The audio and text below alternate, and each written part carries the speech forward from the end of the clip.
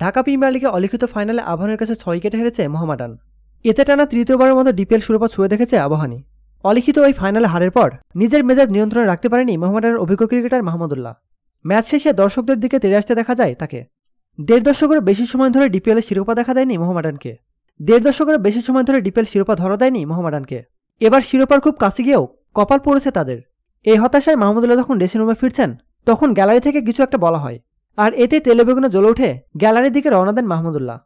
ঘটনার ভিডিওতে দেখা যায় মাহমুদুল্লাহকে মোহামেডানের কর্মকর্তারা দর্শক সারিতে আটকে রেখে পরিস্থিতি শান্ত করার চেষ্টা করছেন এবং পরে তাকে সেখান থেকে নামিয়ে আনেন তারা। গোটা মৌসুম জুড়ে মিরপুরে দর্শক সমাগম হয়নি বললেই চলে। আজ শিরোপা নির্ধারণী ম্যাচ ছিল বলে খেলা দেখতে আসেন অনেকেই। প্রথমে ব্যাট করতে নেমে মাহমুদুল্লাহ ও আরফিলের জোড়া 50-তে 7 উইকেটে 240 রান করে মোহামেডান। মাঝারি লক্ষ্য তাড়া করতে নেমে শুরুতে পাহাড় কালেও জিসান আলম ও মোহাম্মদ মিঠুনের 50-র পর অধিনায়ক সৈকতের 65 বলে 78 রানের ইনিংসে শিরোপা নিশ্চিত হয় আবাহনীর। প্রতিনিয়ত খেলাধুলার আপডেট জানতে খেলাযোগ টিভির সাথেই থাকুন। এতক্ষণ আমাদের সাথে থাকার জন্য আপনাকে জানাচ্ছি বিশেষ ধন্যবাদ।